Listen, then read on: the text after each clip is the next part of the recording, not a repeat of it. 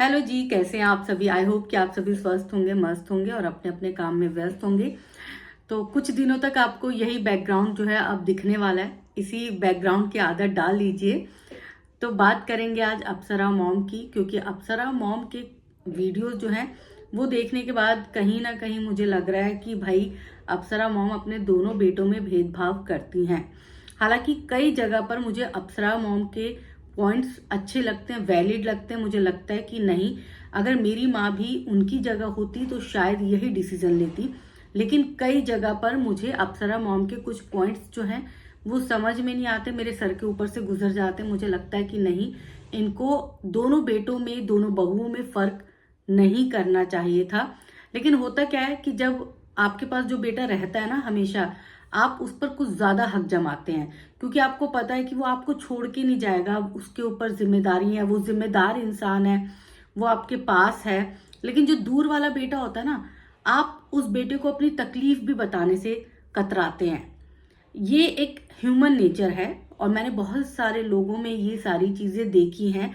जो पास वाला बेटा होता है वो हमेशा उसको सुनाया जाता है कि तुमने ये नहीं किया, तुमने वो नहीं किया, तुमने हमारी दवाई दारू का इंतजाम नहीं किया, तुमने हमारे साथ ये नहीं किया, तुम अपने माँ बाप की नहीं सुनते। ये सारी बातें पास रहने वाले बेटे को ही सुनाई जाती हैं। जबकि दूर रहने वाला जो बच्चा होता है ना, वो हमेशा उसके लिए एक सॉफ्ट कॉर्नर होता है कि वो दूर है और आंखों से दूर होता है, तो शायद इसीलिए प्यार भी ज्यादा होता होगा। लेकिन हम तो ऑडियंस हैं, ऑडियंस के तौर पर बात करते हैं, तो इन सब बातों पे हमारी नजरें जाती हैं, इन सब बातों पे हमारा दिमाग लग जाता है, तो हम वीडियो भी बना देते हैं। अब जगत भैया की 5 दिवसीय महोत्सव है। 5 दिवसीय महोत्सव में बहुत सारे जो मेहमान हैं वो पहुंच चुके हैं और बहुत सारे मेहमानों का जाना आना लगा हुआ है। अब ऐसे में जगत भैया का जो छोटा भाई है प्रिंस, वो जो है वो निकल चुका है बहुत सारे लोगों को लेकर, बुआ जी को लेकर। फिर उसमें जो है जगत भाभी की माताश्री हैं, पिताश्री हैं, उन सबको लेके जो है जगत भैया का छोटा भाई सिवान से निकल चुका है अंबाला के लिए। अब इन सबको विदा तो कर दिया अप्सरा मॉम ने, पर अप्सरा मॉम खुद नहीं जा पाई है। अप्सरा मॉम की ट्रेन की टिकट है और अप्सरा मॉम जो है इस बात का उनको दुख भी है कि भाई मैं नहीं जा पाई अभी तक, जबकि मुझे मेरी बड़ी बहू ने बोला था कि आप 24 तारीख को ही मम्मी जी आ जाइएगा। कायदे से सास को पहुंचना चाहिए था और सास जो है वो कामकाज में तेज है, बहुत सारी चीजें जो है हैंडल कर लेती हैं, तो कायदे से सास को पहुंचना चाहिए था अपनी बड़ी बहू की हेल्प के लिए, अपनी बड़ी बहू बेटे की हेल्प के लिए, उनकी खुशियों को और दुगना करने के लिए सासू माँ का पहुंचना जरूरी था। मैं भी मानती हूँ, आप सब भी मानते होंगे, इस बात को लेकर कोई दो राय नहीं है। लेकिन नहीं पहुंच पाई तो उसकी जिम्मेदारी प्रिंस और रंजना के सर पर क्यों? बड़ी बहू रानी अपने काम क्या खुद कर नहीं सकती हैं? अपना सेलिब्रेशन वो सिवान में भी मना सकती थी, लेकिन उन्होंने अंबाला को चुना। तो ठीक है, इस बात को भी हम इग्नोर कर देते हैं, उनकी जहां मर्जी, वो जहां सेलिब्रेट करना चाहें वहां कर सकते हैं। लेकिन जब वो सिवान में ना करके अंबाला में कर रहे हैं तो ये सारी प्रॉब्लम्स तो आनी ही थी। रंजना और प्रिंस को अपनी शॉपिंग के लिए टाइम तो निकालना ही था। उनकी शॉपिंग भी उनके लिए इम्पोर्टेंट है। जब आपके बड़े बेटे और बहू के लिए चीजें इम्पोर्टेंट हैं, तो क्या छोटा बहू छोटा बेटा और छोटी बहू उनके लिए कुछ भी इम्पोर्टेंट ना हो? वो सिर्फ जिम्मेदारियां ही निभाते रहे, वो सिर्फ उस घर की ही देखभाल करते रहे, उनको बाहर जाने का हक नहीं है, उनको एंजॉय करने का हक नहीं है। वो सारा हक क्या आपके बड़े बेटे और बड़ी बहू को मिला हुआ है? आप मुझे मुझे पता है कि आप नहीं करती होंगी इन दोनों में भेदभाव, लेकिन वो भेदभाव हो रहा है और आपकी तरफ से ही हो रहा है और आपको पता नहीं चल रहा। आपको लग रहा है कि आप सही हैं, पर आप यहाँ पर गलत है, इस पॉइंट पर गलत है। जब आपने अपने बड़े बेटे और बहू को इतनी फ्रीडम दे रखी है कि वो कहीं पर भी जा सकते हैं, किसी के घर भी चले जाते हैं मुंह उठा के, उनको बिल्कुल भी समझ में नहीं आता कि हमें कब, कहाँ, कैसे, किधर जाना चाहिए, तो उस इंसान को आप समझाइए कि भाई रिश्तेदारी भी इम्पोर्टेंट होती है। रिश्तेदारों के यहाँ ना जाके तुम अपने दोस्तों के यहाँ चले गए। चलो दोस्तों के यहाँ इसीलिए चले गए क्योंकि उनके मिलियंस में सब्सक्राइबर्स थे। अब उनके घर गए तो उनके जो सब्सक्राइबर्स हैं वो भी तो इधर आएंगे, तो ये फायदे वाला सौदा हुआ। लेकिन रिश्तों में फायदा नुकसान कौन देखता है? आपने दोस्ती में फायदा नुकसान देखा, समझ गए। रिश्तों में फायदा नुकसान कौन देखता है? जगत भैया देखते हैं, जगत भाभी देखती हैं।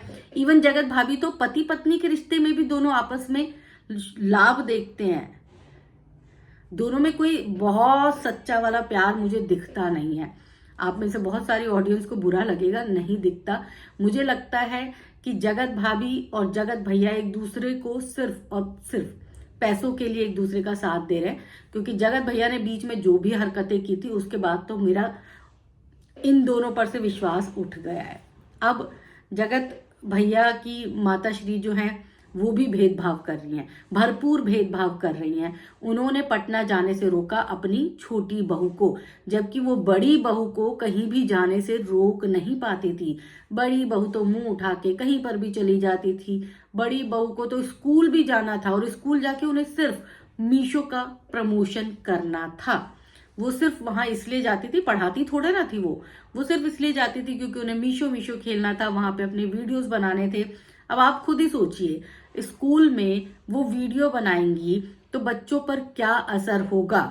क्या स्कूल में ऐसे प्रमोशन करना, वीडियोस बनाना आप सबको लगता है कि होना चाहिए? नहीं होना चाहिए। मेरे ख्याल से स्कूल को बख्श देना चाहिए था, लेकिन जगत भाभी ने स्कूल को भी नहीं बख्शा। फिर जगत भाभी का सिवान में दम घुटता है क्योंकि जगत भाभी जा नहीं पाती ना। अब अंबाला आ गई तो अंबाला से आप सबने देखा, कभी मम्पी के घर, कभी इधर, कभी उधर, कभी यहाँ, कभी वहां, कोई रोकने टोकने वाला नहीं है। और इसी रोक टोक में ना वो डिसीजन लेने में कतराती हैं।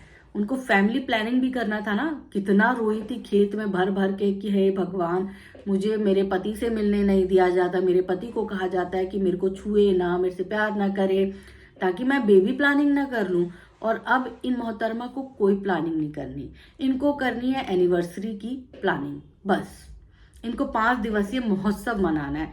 इनको दिखाना है जगत दीदी को, देखो जगत दीदी तुम मेरी नहीं हुई तो क्या हुआ, मैं कितना खुश हूँ, 5 दिवसीय महोत्सव कर रहा हूँ। करो यार, करो, आपको जो करना है करो। ईमानदारी रखो अपने रिश्ते में। ईमानदारी के साथ आप कुछ भी करोगे ना वो अच्छा ही होगा, फलेगा फूलेगा।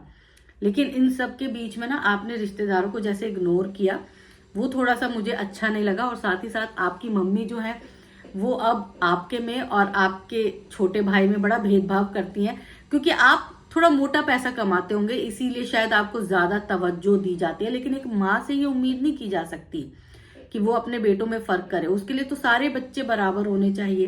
खैर, अप्सरा मॉम, अगर आप ये वीडियो देख रही हैं तो मेरी इस वीडियो को सिर्फ सलाह के तौर पर लीजिएगा। मैं इस वीडियो में आपकी कोई कमी नहीं निकाल रही हूँ और ना ही मैं चाहती हूँ कि मैं आप पे कोई कमी निकालूं, कोई सवाल खड़ा करूं। लेकिन मेरा सिर्फ यही है कि आप दोनों बेटों को कम से कम एक जैसी वैल्यू तो दीजिए। अगर आप बड़े बेटे के साथ कुछ अच्छा कर रही हैं, उसको फ्रीडम दे रही हैं, तो छोटे बेटे को भी फ्रीडम दीजिए। बड़ी बहू के साथ आप बहुत अच्छे से पेश आती हैं, लेकिन वहीं रंजना की तरफ आप सारी जिम्मेदारियां धकेल देती हैं। बड़ी बहू जिम्मेदारी मुक्त, छोटी बहू जिम्मेदारी युक्त। क्यों, किस लिए? आप दोनों को बराबर जिम्मेदारियां दीजिए ना। ठीक है, बड़ी बहू बाहर रहती है, इसका मतलब क्या है? जिम्मेदारी उसको भी मिलनी चाहिए। अब छोटी बहू आपके पास रहती है, आपके घर में रहती है, इसका मतलब ये थोड़ा ना कि आप उसको जिम्मेदारी युक्त कर दोगे, सारी जिम्मेदारी वो निभाए, सारे खानदान की जिम्मेदारी वो निभाए, और बड़ी बहू जी अंबाला में दोस्तों के साथ यारियां दोस्तियां ही निभाती रहे। ये थोड़ा ना, ये तो अनफेयर हुआ कि नहीं हुआ? आप सब कमेंट करके बताइएगा कि ये अनफेयर हुआ कि नहीं हुआ। और ये थोड़ी लाइट आ रही है तो थोड़ा सा इग्नोर करिएगा। और आवाज़ भी बहुत आ रही है क्योंकि कंस्ट्रक्शन चल रहा है, तो इस वजह से इन सब चीज़ों को अवॉइड करिएगा। और वीडियो को लाइक कर दीजिएगा अगर आपको अच्छा लगे तो।